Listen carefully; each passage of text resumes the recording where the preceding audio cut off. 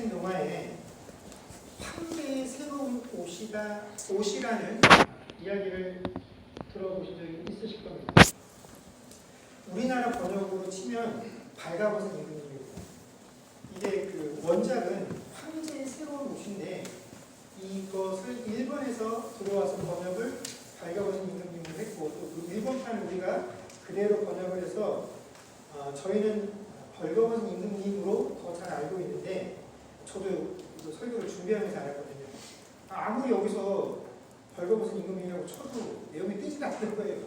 그랬더니 한국하고 일본을 제외하고 다른 나라에서 모두 황제의 새로운 옷으로 이 이야기가 원작으로 이렇게 알려져 있었습니다.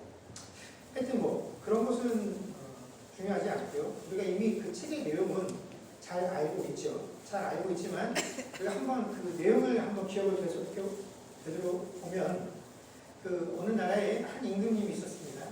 근데 나라일보다 이 임금님이 더 관심을 가졌던 것은 옷이었습니다.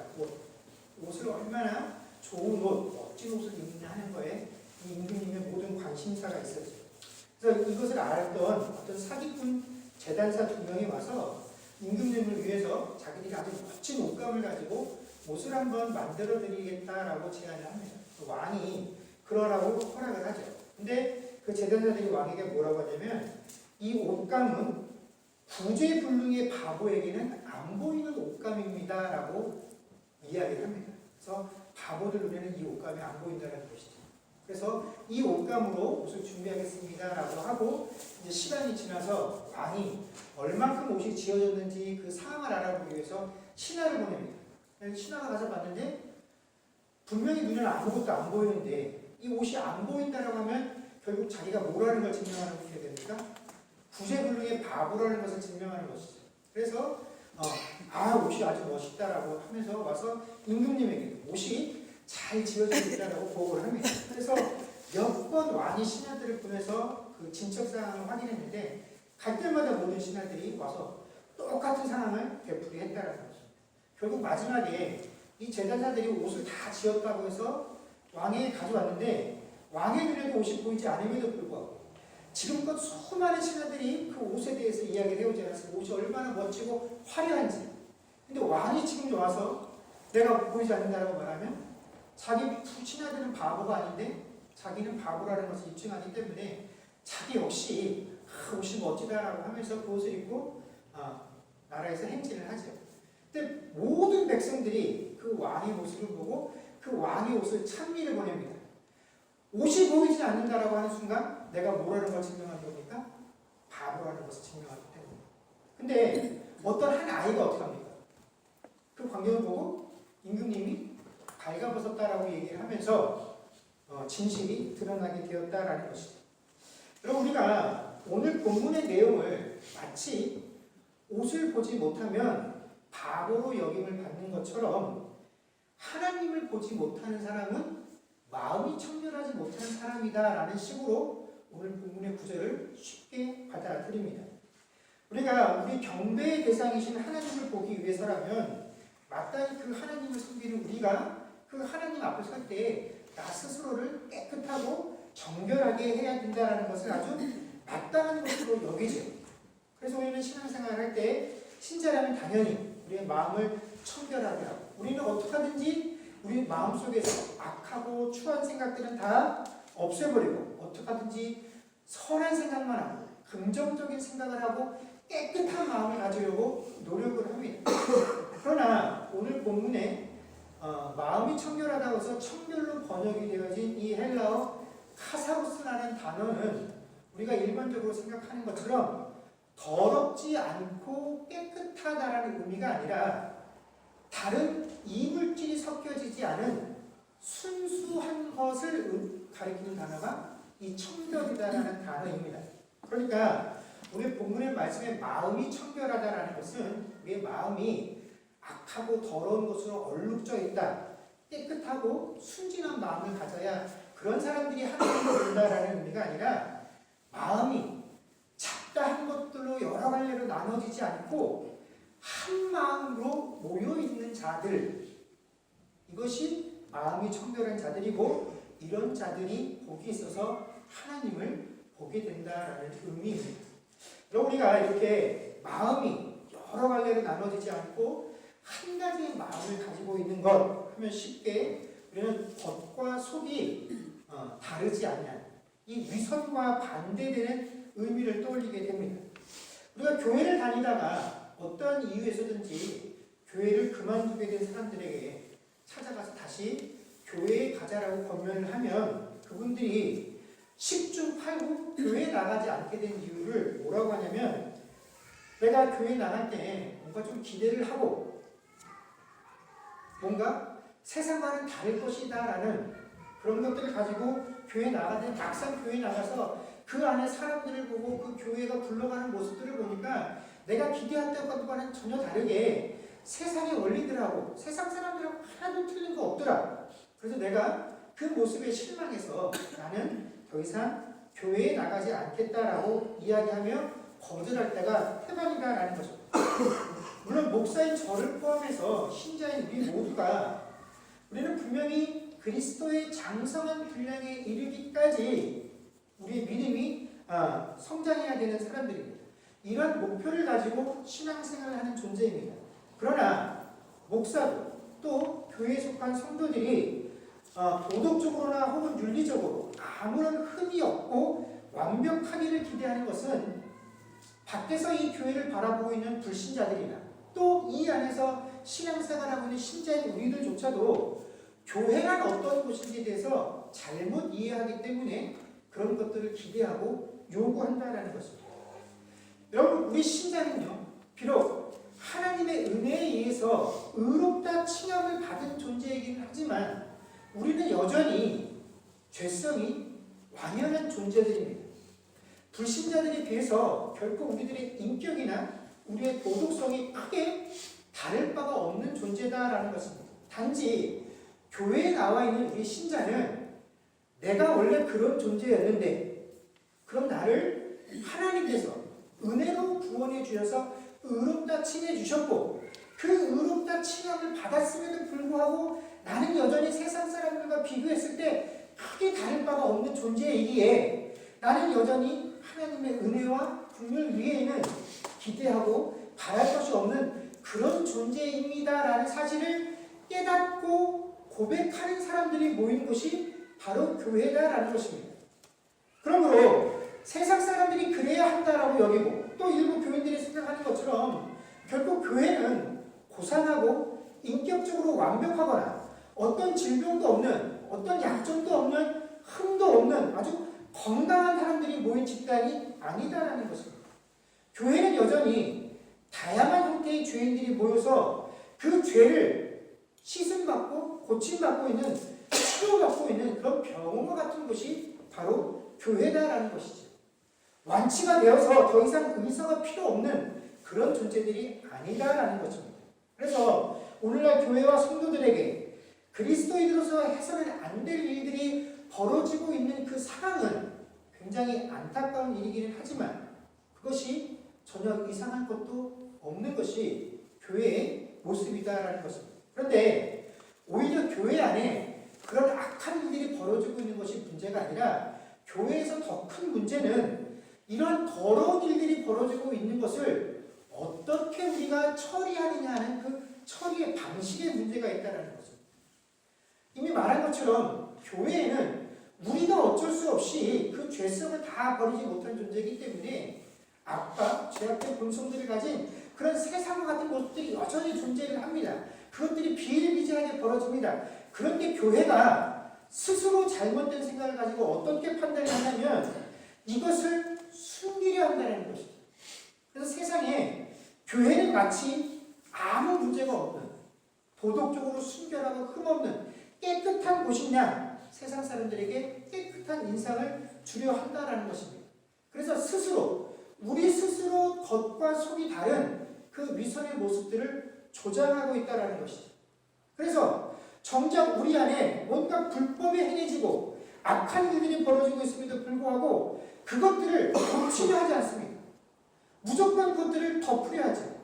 그러면서 그것을 덮을 때 우리가 내세우는 명분이 뭐냐면 이것들을 우리가 펼쳐놓고 이것들을 고치고 시시비비를 따지면 교회에 덕이 안 되고 하나님의 영광을 가리고 복음을 전하는 데 방해가 되기 때문에 우리는 이런 부조리함과 거짓에 눈을 감고 덮어버려야 한다라고 이야기한다는 것입니다. 우리 안에 스스로 죄와 악을 키우고 있는 그 모습들을 이것이 하나님을 위한 일이고 교회를 위한 일이라고 우리 스스로 철석같이 믿으며 신앙생활을 하고 있다는 것입니다. 그런데 이런 종교적인 위선은 예수님 시대에도 있었고 그 이전에도 존재하고 있었던 것이죠. 그래서 예수님께서는 이런 종교적 위선 향해서 뭐라고 판단하셨냐면 마태복음 23장 27절에 보면 화 있을진저 외식하는 서기관들과 바리새인들이여 회칠한 무덤 같으니 겉으로는 아름답게 보이나 그 안에는 죽은 사람의 뼈와 모든 더러운 것이 가득하도다. 아멘. 이렇게 예수님께서 판단을 하셨다는 것입니다. 여러분, 무덤을 아무리 웅장하고 거창하고 멋있고 예쁘게 꾸며봐야 결국 그것은 무덤일 뿐입니다. 무덤 안에 들어있는 건 뭡니까? 시체죠. 썩을 것밖에 없다는 것입니다. 아무리 비싼 돈 들여서 치장을 해도 그 안에 누가 중요한 거 숨겨놓지 않습니다. 그 안에는 결국 썩을 것들밖에 없다라는 것이죠. 이처럼 서기관과 바리새인들이 자신들의 행위와 자신들의 삶을 율법의 근거를 삼고 거룩한 말로 치장을 한다 할지라도 정작 그들 안에 하나님이 없기 때문에 그들의 삶이 곧 무덤과 같은 존재였다라는 것입니다. 그들 안에는 썩은 것들밖에는 존재하지 않았다라는 것입니다. 그래서 그들이 하나님이신 예수님을 그 눈앞에서 보면서도 그 예수님이 하나님이신 것을 알지 못했던 것이 바로 그들이 그 안에 썩을 것만 가득 채우고 있었다라는 증거가 된다는 것입니다. 여러분, 근데 신자가 우리가 신앙생활하면서 가지고 있는 큰 착각 중에 하나가 뭐냐면 내가 이제 예수를 믿어서 새 사람이 되었으니 하나님의 백성이 되었으니 스스로 내 마음이 충분히 선하다라고 믿는다라는 것입니다. 그래서 나 정도 되면 내가 하나님의 백성이니까 나는 이제 충분히 선하고 그런 것을 판단할 만한 능력을 갖추고 있다라고 스스로 여기고 자신한다라는 것입니다. 나는 잘못된 것을 보면 잘못됐다라고 말할 수 있고 내가 잘못된 행동을 취하면 나는 얼마든지 이것을 고백하고 다시는 그런 죄를 저지르지 않을 수 있어. 나는 회개할 수 있어. 라고 스스로 확신을 하고 있다는 것입니다.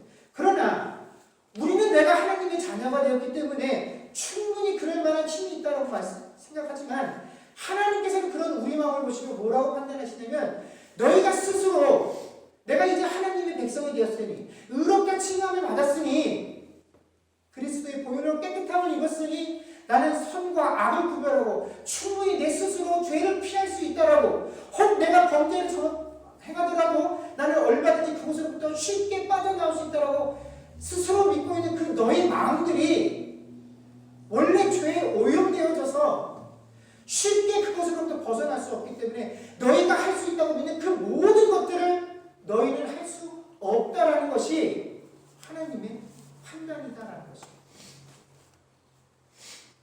우리는 우리가 행하는 이 종교적인 행위와 예식들을 통해서 얼마든지 우리의 마음을 정결케 할 수 있다고 생각하지만 하나님은 그것으로 되어지는 것이 아니다라는 것입니다. 기껏해야 우리는 다른 사람의 죄를 지적하는 것에 그저 내 잘못을 슬쩍 묻어서 회개한다라는 것입니다. 아까도 잠시 언급을 했지만 요즘 이 신종 코로나 때문에 한국의 많은 교회들이 동영상으로 예배를 개최하고 있습니다. 그래서 우연치 않게 한 교회 그 인터넷 예배를 보게 됐는데 예배가 거의 다 끝났어요. 예배가 다 끝나고 목사님께서 광고를 하시는데 그 광고 중에 목사님께서 이렇게 광고를 하면서 교인들한테 기도를 하자라고 말씀을 하셨습니다. 지금 이 한국에 벌어진 이 질병의 사태, 그 다음에 이 질병의 사태 때문에 교회가 모이지 못하는 이 상황을 놓고서 한국교회가 회개를 해야 한다라면서 그것들을 놓고 기도하자라고 말씀을 하셨는데 저도 그런 표현을 자주 쓰지 않습니까? 근데 제가 쓸 때는 몰랐는데 그 목사님이 그 말씀을 딱 하는 순간에 제 마음이 덜컥하고 내려앉았다는 거죠. 왜냐면 그 목사님의 그 말씀 속에서 아주 자연스럽게 이게 한국교회의 죄이기는 한데 나하고는 크게 관련이 없다라고 느껴졌기 때문입니다. 다른 교회는 잘못하고 있는데 내 교회는 잘못이 없다라는 거예요. 다른 교회 신자들은 비난받고 하나님 앞에 정죄받을 짓을 했는지 모르겠으나 우리 교회 신자들은 그런 면에서 깨끗하다라는 그런 인식 속에서 한국 교회를 위해서 기도하자라고 하는 것이었어요. 그 이야기를 듣고 순간적으로 제 속에 든 생각이 나도 여태껏 그런 위치에 서서 그런 멘트를 하고 있었구나. 이게 한국 교회의 잘못이 아니라 우리 교회의 잘못인데 이게 저 다른 목회자의 잘못이 아니라 내 죄인데 이게 우리 교회가 아닌 우리 교회 신자들이 아닌 다른 교회 신자들의 죄가 아닌 우리 교회 신자들의 죄인데 마치 우리는 그것과는 별개 있냐? 나는 그 한국 교회가 아니냐? 그 사람들의 죄를 지적하면서 그저 이런 말을 언급하는 것만으로도 나는 뭔가 너희들보다 더 훌륭하고 뛰어난 존재인 것 같이 스리슬쩍 내 죄를 거기에 묻어서 내 책임을 그들에게 전가하려는 이런 것이 우리의 마음이다라는 것입니다. 그런데 하나님께서는 이러한 우리의 마음을 보시기 때문에 너희 마음 가지고는 너희 마음으로는 안 된다라고 말씀을 하시는 거죠. 우리가 스스로 무언가를 극복하려고 하는 우리가 스스로 회복하려고 하는 그 어떤 행위와 예식으로도 하나님이 원하시는 그 마음, 그 청결한 마음을 우리가 가질 수 없다라는 것입니다. 이것은 하나님께서 우리에게 허락해 주셔야 되는 마음이지. 그렇다면 도대체 하나님께서 말씀하시는 그 마음의 청결함은 어떠한 것이냐? 이것은 우리가 성경에서 답을 찾을 수 있죠. 여기는 아주 분명한 증인이 한 명 존재합니다. 바로 성경에서 대놓고 하나님 마음에 어떻게 해요? 합한 자라고 했던 그 다윗이 바로 이거에 대한 증인이다라는 것입니다. 여러분 우리가 알다시피 다윗은 인간적으로 굉장히 약점이 많은 사람이었습니다. 아주 어떤 부분에 대해서는 야 어떻게 사람의 인두겁을 쓰고 저런 일을 할 수 있어? 라고 할 만큼 아주 악한 짓을 서슴없이 행한 사람이었습니다. 그럼에도 불구하고 그런 다윗을 판단하는 하나님의 말씀은 뭐였냐면 하나님 마음에 합한 자였다라는 것입니다.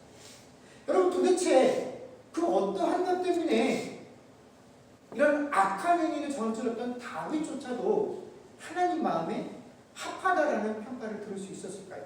그 비결이 바로 그 이유가 시편 51편 1절에서 6절까지 말씀이 나와 있습니다. 우리 받으신 주보에 보면 시편 말씀이 다 기록이 되어 있는데 한 목소리로 같이 읽도록 하겠습니다. 같이 읽겠습니다. 시작.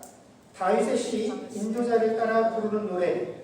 다윗이 밧세바와 동침한 후 선지자 나단이 그에게 왔을 때 하나님이여 주의 인자를 따라 내게 은혜를 베푸시며 주의 많은 긍휼을 따라 내 죄악을 지워주소서. 나의 죄악을 말같이 씻으시며 나의 죄를 깨끗이 제하소서. 무릇 나는 내 죄가를 아오니 내 죄가 항상 내 앞에 있나이다. 내가 주께만 범죄하여 주의 목전에 악을 행하였사오니 주께서 말씀하실 때에 의로우시다 하고 주께서 심판하실 때에 순전하시다 하리이다. 내가 죄악 중에서 출생하였으며 어머니가 죄 중에서 나를 잉태하였나이다. 보소서 주께서는 중심의 진실함을 원하시오니 내게 지혜를 은밀히 가르치시리이다. 아멘. 이 시편 52편 그 제목에 나와 있는 것처럼 이 시편은 다윗이 밧세바와 동침한 이후에 하나님께서 나단 선지자를 통하여 책망하신 이후에 지은 회개의 기도죠. 여기 보면 1절에서 2절 말씀을 읽어보면 다윗은 분명히 자신이 행한 그 행위가 하나님 앞에서 악한 행위다라는 것을 인식을 하고 여기에 대해서 어떠한 변명함도 없이 하나님 잘못했습니다. 그러니 내 죄를 사하여 주십시오라고 기도하며 하나님께 은혜와 긍휼을 기대하고 있습니다. 그럼 여기까지는 신자라면 누구나 다 마땅히 내가 죄 지었다라고 생각하면 할 수 있는 고백입니다.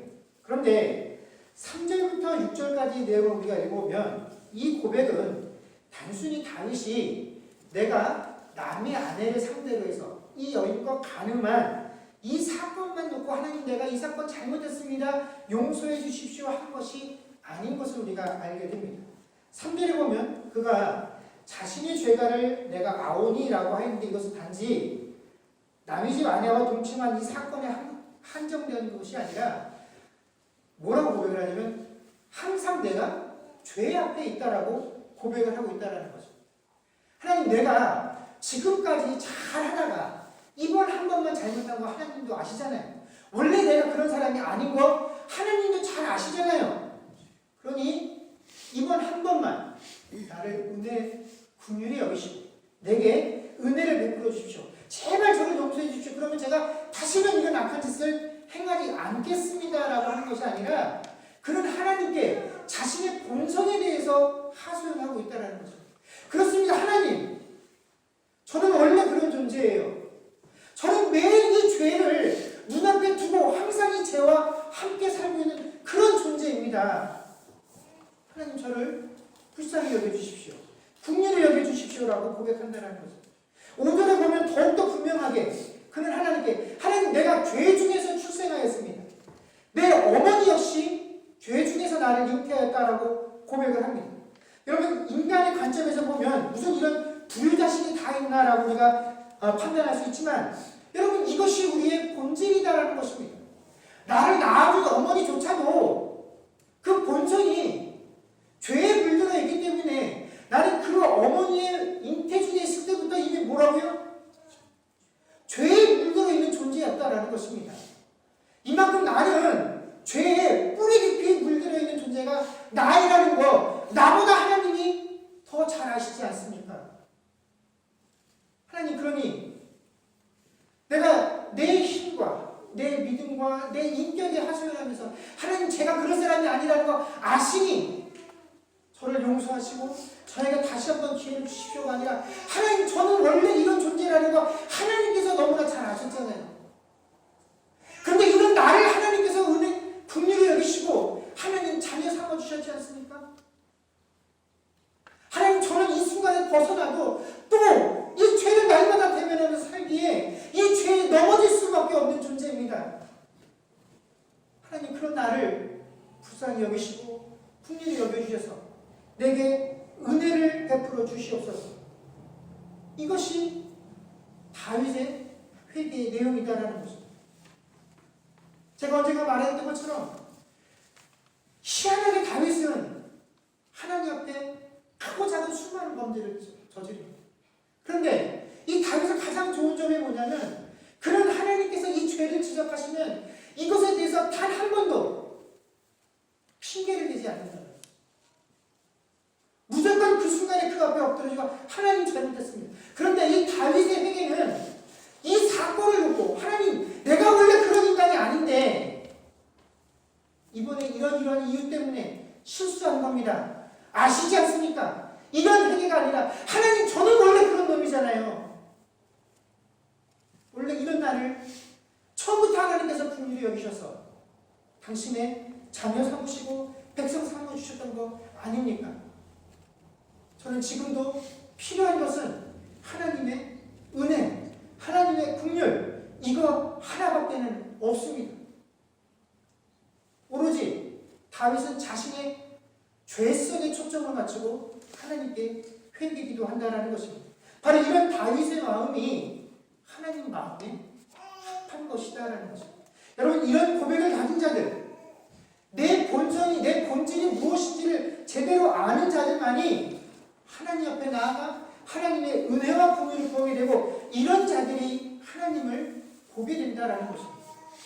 여러분 우리가 흔히 본다라는 말을 자주 사용하는데 여러분 보는 것과 보이는 것은 같은 의미로 사용을 하지만 사실은 이것은 다른 의미를 가지고 있는 말입니다. 여기는 큰 차이가 있죠. 그런데 우리가 보이는 것들을 보는 것으로 착각을 하며 살아갈 때가 많이 있다는 거죠. 제가 칠리학으로 이사를 온 지가 이제 한 15년째 접어듭니다. 그래서 칠리학에 오고 나서부터 호프를 왕래하기 시작한 것 같은데, 이제 호프를 계속 왕래하면서 똑같은 길을 왔다 갔다 하면서 제가 느끼는 게, 가면서 오면서 산이 점점점 녹색으로 변해가면 이제 봄이 오는구나.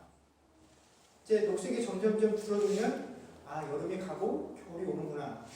그리고 산에 눈이 쌓여서 흰색으로 보이면 겨울이구나 하는 게 그 호프로 가는 광경을 보면서 제가 보는 것들의 대부분이 전부입니다. 근데 이거는 제가 보는 게 아니라 보고 싶지 않아도 그냥 눈에 보여지는 것들이죠. 오랜 시간 제 눈에 노출이 되어져서 그것들을 보고 그냥 그런 판단들을 내리는 것들입니다. 그런데 저보다 훨씬 늦게 이제 호프에 거주하시게 되신 우리 교회 집사님들이 많이 계시죠. 그래서 우리 유준영 집사님도 그렇고 이창일 집사님도 그렇고 이 집사님 두 분하고 이렇게 가끔 호프를 오고 가는 길에 대해서 저에게 막 얘기를 해주십니다. 경치가 얼마나 좋고 어디를 지날 때쯤이면 뭐가 있고 여기서 바라보는 광경이 여름일 때와 겨울일 때가 얼마나 다른지에 대해서 저에게 아주 생생하고 자세하게 설명을 해주십니다. 제가 그걸 듣다가 거기 가는데 그런 게 있었나 하는 생각들을 하게 된다는 거죠. 그래서 들은 얘기가 있어서 가다가 이때쯤에 뭐가 있다고 했는데 하고 한 번쯤 저도 된다라는 것이죠. 여러분, 본다라는 것은 이런 의미입니다. 보는 것은 보여지는 것하고 달라서 그 대상에게 내 마음과 관심이 갑니다. 아무리 작은 것이라고 해도 그것들을 기억하고 그 작은 것 안에서 일어나는 변화들을 어떻게 해요? 내 눈으로 확인하고 그것들을 내 마음속에 기록하고 기억해 둡니다. 그래서 아주 작은 변화가 이렇게 나도 이게 이렇게 바뀌었어. 아마 집에서 그 화초나 그런 것들 키우시는 분들은 금방 느끼시죠. 어제하고 오늘 다르게 이것들이 자라나는 모습을 보면서. 그러나 저는 그냥 꽃이 있구나 하지, 보여지는 것을 보는 사람들한테 그냥 꽃이 있구나 할 뿐이지 그게 무슨 꽃인지 저게 어제와 오늘이 얼마큼 다른지 그런 것들을 모른다는 거죠. 그런데 우리가 신앙생활을 하면서 보여지는 것들을 내가 보고 있는 것이다라고 착각을 하고 있다는 것입니다. 이 서기관과 바리새인들이 그러했다는 것이죠. 자기 스스로 이것들을 보려고 하지 않으면 그것들은 보여지지 않습니다. 바로 이것이 마음이 청결하다라는 것입니다. 내가 마음을 하나로 해서 하나님을 갈구함이 있어야 여러분 하나님을 볼 수 있다라는 것입니다. 하나님이 우리를 하나님의 자녀 삼으셨다라는 것은, 마음이 청결한 자는 복이 있다라는 것은 내가 너희들에게 심어준 그 마음은 나만 바라보고 나만 기대하고 나만 살아 그런 마음을 내가 너희들에게 주었다라는 것입니다. 그래서 너희는 복이 있는 것이고 그것이 너희들에게 복이기 때문에 마땅히 너희들은 어떻게 해요? 하나님을 볼 것이다라는 것입니다. 그런데 여러분, 실제로 우리가 정말로 한 마음으로 기대하고 소망하는 것이 무엇입니까? 정말 하나님입니까? 아니면 그 하나님을 통해서 내가 바라고 소망하는 것들입니까? 우리가 저마다 신앙생활하면서 이루고자 하는 것들, 소망하는 것들 다 거기에는 각자 합당한 이유들이 존재합니다. 그러나 그렇게 신앙생활을 하는 한 우리는 보여지는 것만 볼 수 있지 결코 하나님 볼 수 없습니다. 왜냐하면 순전하지 못한 마음은 다른 것을 보기 때문에 그렇다는 것입니다. 하나님을 향한 마음은 곧 다윗의 고백을 가진 마음입니다. 우리가 하나님 앞에 하나님, 나는 죄인입니다. 그러기에 내가 하나님 앞에 구하고 기대할 것은 하나님의 은혜와 긍휼밖에 없습니다.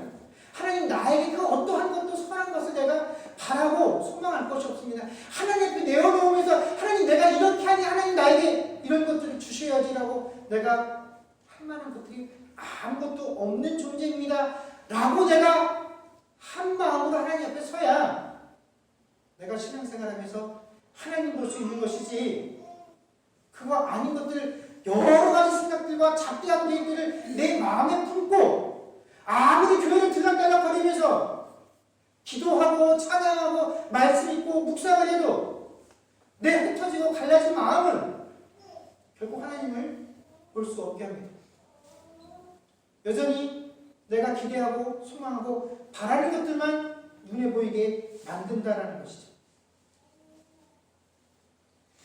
여러분, 하나님이 우리에게 허락하신 그 마음이 원래부터 하나님만 기대하고 소망하고 바라도록 해주신 마음입니다. 그런데 어느덧 우리가 그 마음들 다 놓쳐버리고 하나님을 핑계 삼아 다른 것들을, 뭔가를 이루었다라는 것들을, 어떠한 성과물들을, 영성이라는 것들을, 거룩이라는 것들을 우리의 마음으로 삼아버리지는 않았는지, 다시 한번 하나님께서 우리에게 바라시는 마음이 무엇인지, 또 하나님께서 우리에게 이미 허락하신 그 마음이 무엇인지를 깊이 되새기며 그것이야말로 우리에게 복된 인생인 것들을 알며 그 마음 가지고 하나님 바라보며 살아갈 수 있는 저 여러분들 되어질 수 있기를 주의 이름으로